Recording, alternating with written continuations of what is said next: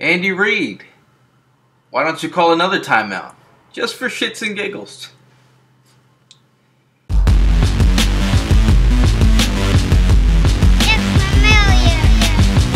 Here I am, it's the on-campus kingpin, yes I am. Eagle Sessions, Gayle Saunders here, and what an amazing win.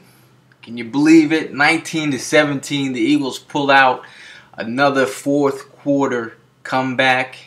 It's amazing. It's just amazing. You gotta love the game plan.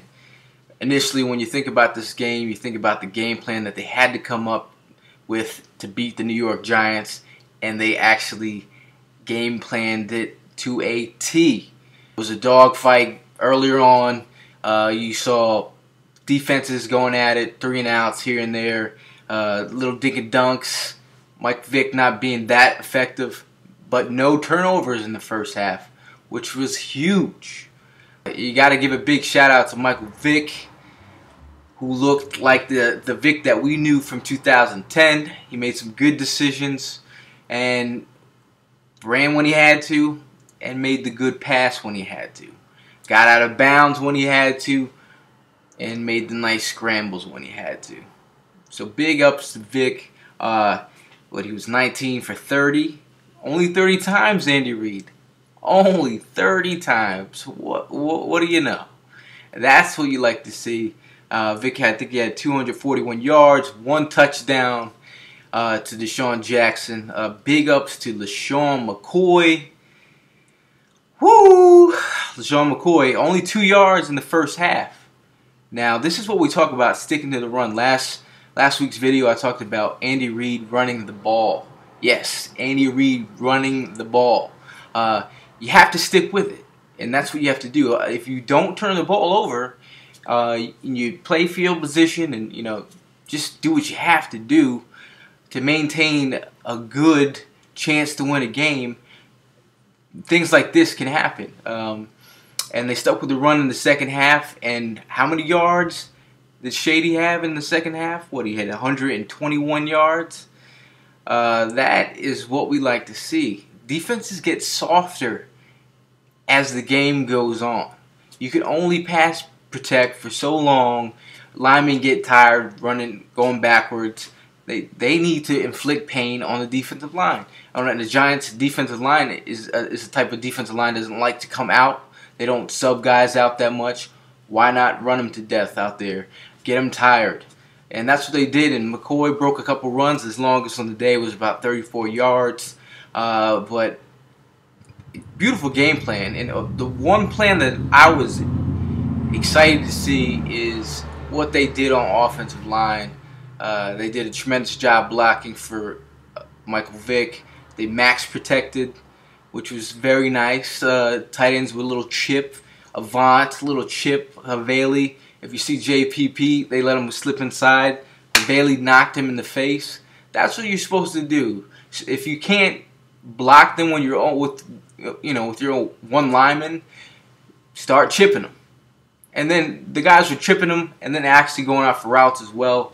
So you had little safety valves for Michael Vick. But they got creative. And that's something we didn't see last week.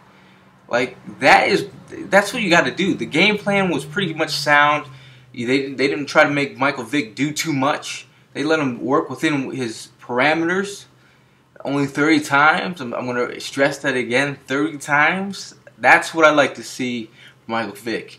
You get up to the 60 range, 50-something range, which is absurd, then that's when things bad. That's when bad things happen. When you put Vick in that type of situation. But on the day, you got to be excited. I was actually here with Eagles fans and Giants fans, and we were going at it. I was about to break something with my baseball bat because these calls at the end of the game were crazy. The refs were throwing flags like bananas.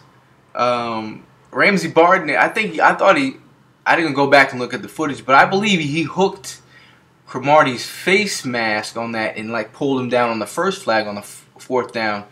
And then there was another one that was kind of ticky tack. I didn't really I didn't really see the. It could have gone either way, but then again they threw it again. But just like Jones from the Ravens, who got called for the pass interference in the fourth quarter, it happened again. Ramsey's Barden, that was more like a tackle, but they finally flagged him for some offensive pass interference, and it couldn't come at a better time.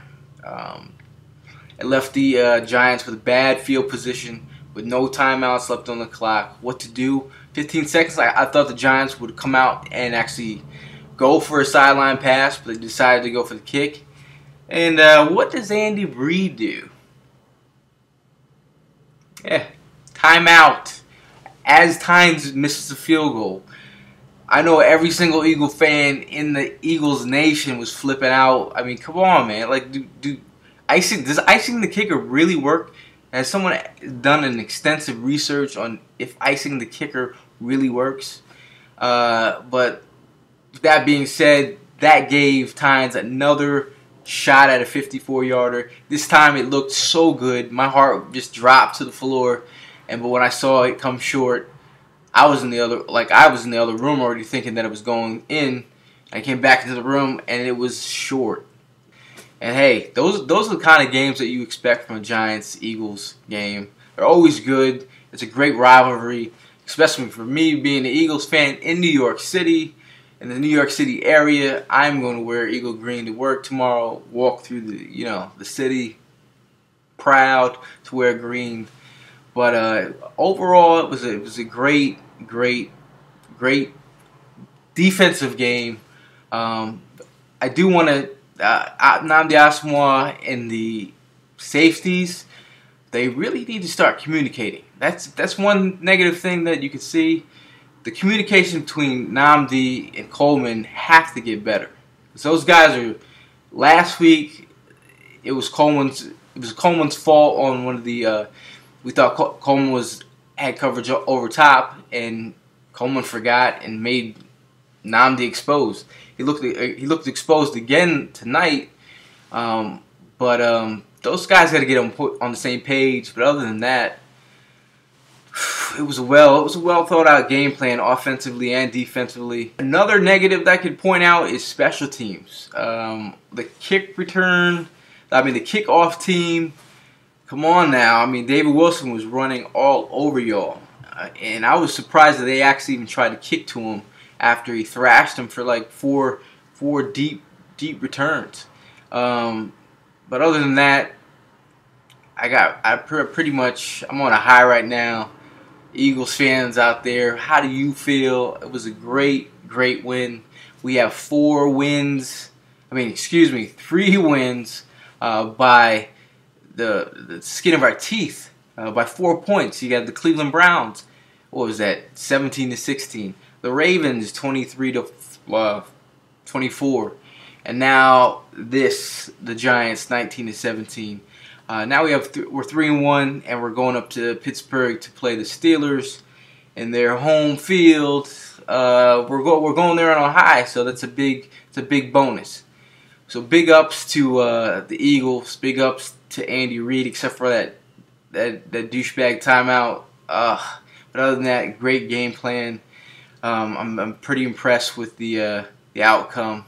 And fly, Eagles, fly. I hope you're living the dream. Eagles fans, how do you feel out there?